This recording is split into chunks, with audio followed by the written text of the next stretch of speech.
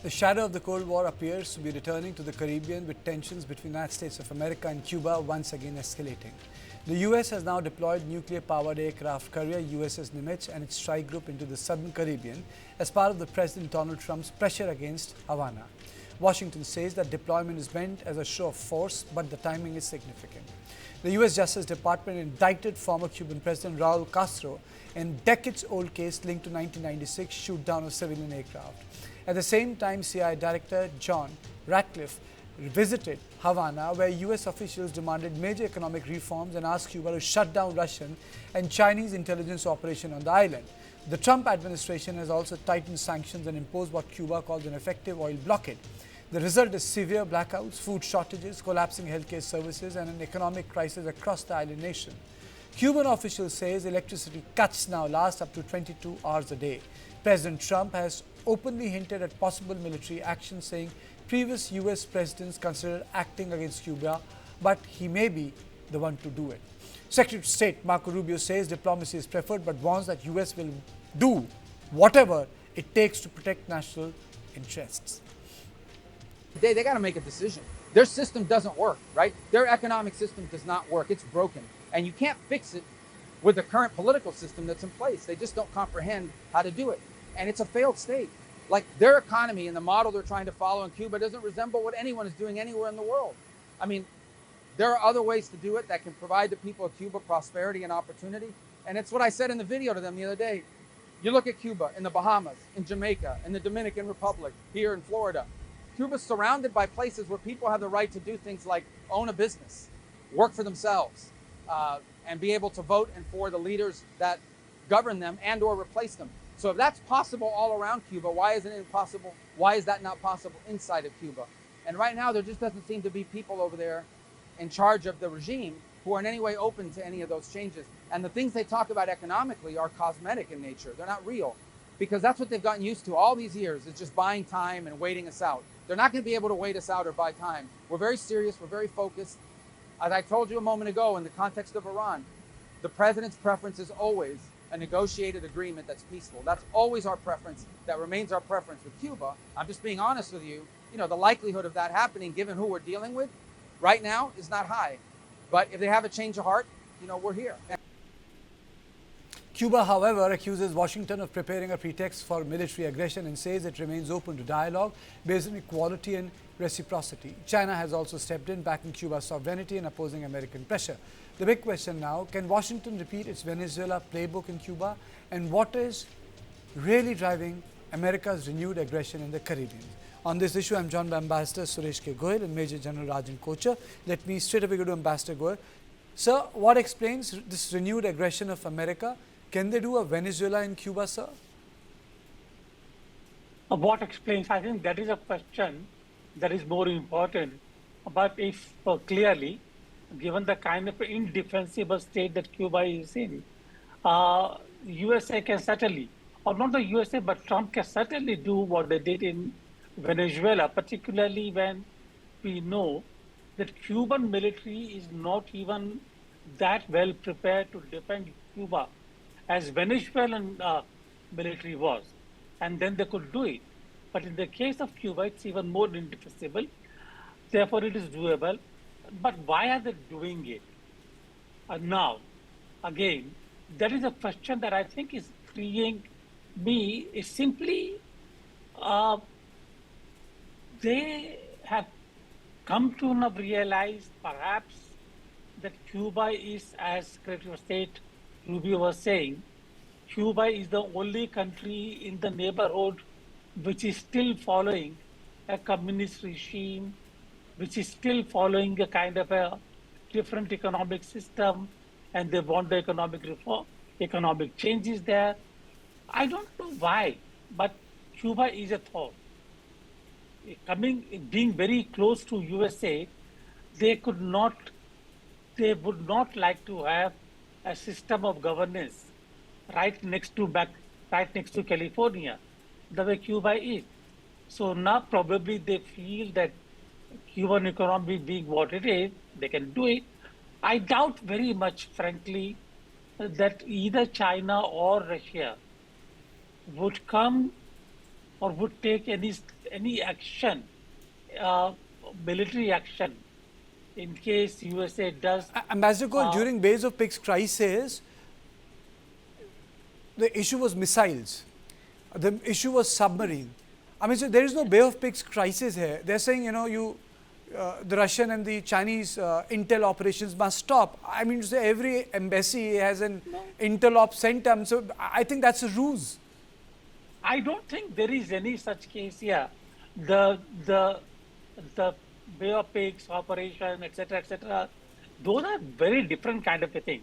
So that's the reason I'm intrigued as to why they want to do it now, except really thinking that they think that Cuba can change now, and that Cuba can have a kind of a same system that the USA wants. Otherwise, there is no reason.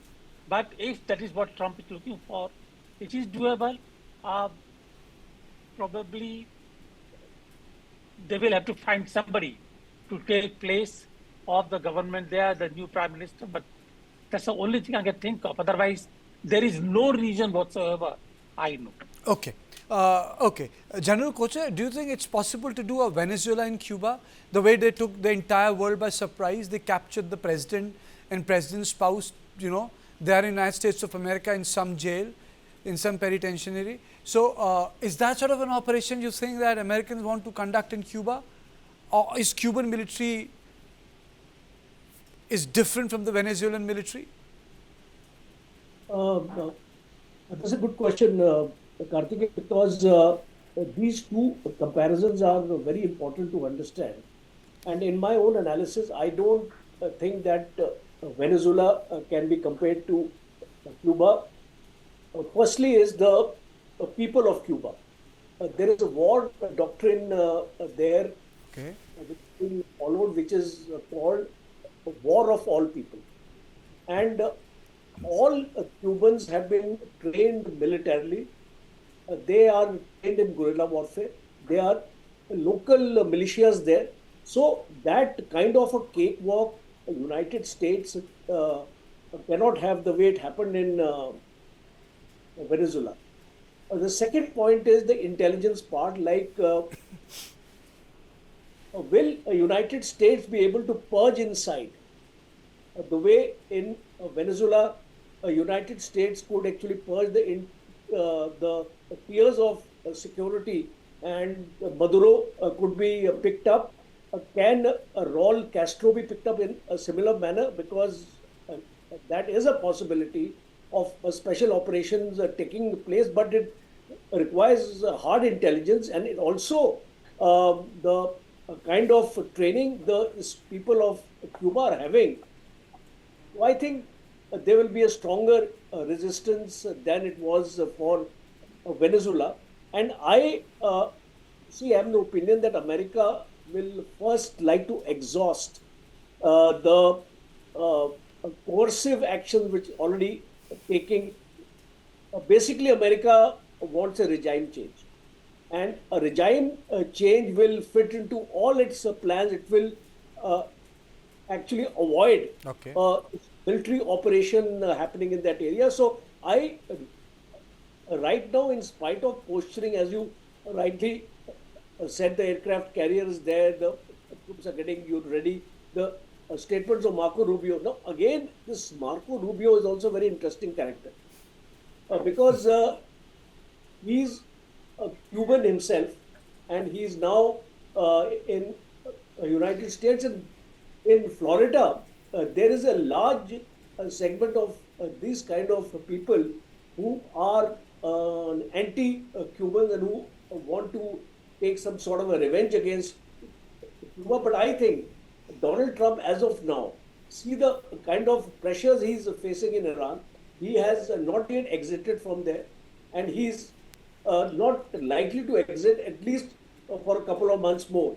So in my own analysis, I don't see a military operation taking place. A special operation, a limited one, in which possibly Raul Castro can be picked up or something like that, may be a possibility. And as it is, you know, I as mean, you it's unbelievable you send a nuclear-powered carrier for an 80-year-old man. I mean, so then you've got some bucks in your pocket. Ambassador, Ambassador Goel, my question is this: what do you make of this renewed gunboat diplomacy by Americans? You know, first they sent it, they sent an aircraft carrier to Venezuela. Now it is in Cuba. There was one which wanted to be in Strait of Hormuz, but suddenly realized that Hormuz can turn into their Gallipoli. So from the Strait of Hormuz, it came back to the Arabian Sea. So this renewed gunboat diplomacy, something which we thought is part of the colonial era, has arrived. Karthik, you're asking questions to which nobody has any answers as to why Donald Trump is what Donald Trump is. But well, anyway, that's a man really at the helm in the USA, and he does think that the USA can achieve its objectives with the kind of military that it has. And therefore, if you have Nimitz, then why not use it? If you have Washington, send it to the Straits of Hormuz. I mean, this is what he's doing without thinking of the consequences. That's all I can say, really. Before he attacked Iran on 20 February, I don't think he knew that Iranian response would be so ferocious as it actually came to be, and that Iran would be able to use the leverage of the Straits of Hormuz, and that it will go on to use the tactic of attacking the USA bases in the neighboring countries. He had not guessed it. Now, I think in the case of Venezuela and Cuba, the things are very, very different. Please do remember that Iran was not just about oil. Iran was about the whole Gulf politics. Now, Iran, therefore, there is no way that either Russia or China could afford to really lose to the USA. In the case of Cuba and Venezuela happened there. Cuba is there. Cuba would be able to defend itself only if Russia or China or the other countries to which it has an alliance can come to protect it. It depended on Russia during the Bay of Pigs. Russia challenged the USA action, and therefore the Bay of Pigs was resolved. Today, I don't think it can happen. And Trump thinks that he can take the liberty only for changing the regime in Cuba. Gunboat diplomacy, yes, because he thinks he can do it. The only thing, and I hope I prove wrong on this, is that just like in the case of Iran, where it came together, the international action came together. In the case of Cuba, unless Russia is able to really come back with a more military kind of a response in case of USA action, it looks unlikely. It looks unlikely. Off the cuff, General Rajan Kochar, when the world was distracted in Cuba, another military action took place, and that was in South Asia. It's very well documented. Do you think that with a distracted world in multiple theaters, people thought that there's one theater, Ukraine, then there's Taiwan theater, now there is an Iranian theater, now there's a Venezuelan theater, now there is a Cuban theater. I'm saying so many areas are becoming active war theaters, sir. See, what is happening is I would like to draw your attention to the national security strategy of the United States, which was published, I think, a couple of months back only. So it stems from the fact that the Western Hemisphere area is very, very sensitive to the United States. And I think that is the reason why this Venezuela and Cuba have become quite effective or quite involved as far as the US is concerned. Secondly, also remember, Donald Trump wants some kind of a redemption because he has not been able to succeed in Iran. The primaries are there in November. He wants to show, especially there are approximately 2.4 to 2.6 million Cubans who are now American citizens and who are staying in Miami, Florida, and places like this. And they have got an anti-Cuban sentiment as it is. So I also I was trying to read something in the morning. It was an article from one of the professors of the university in Washington. So he was trying to suggest that because of these primaries also happening, the sentiments of the exiled Cuban or whatever you may call them, and the people who are in Miami and Florida also wanting a similar kind, and your Marco Rubio is also one of them who's specializing Trump for this kind of an action. So, and you see these theaters, what is happening is, today the United States is dealing in more than 800 bases all over the globe. So, but you know, General Kochhar, there's a method to the madness. On this, I would like to close the show. You know, IRGC first was declared a terrorist organization. Then some of the generals were pointed out. In first tenure, they got Qasem Soleimani in Iraq, outside the Iranian soil.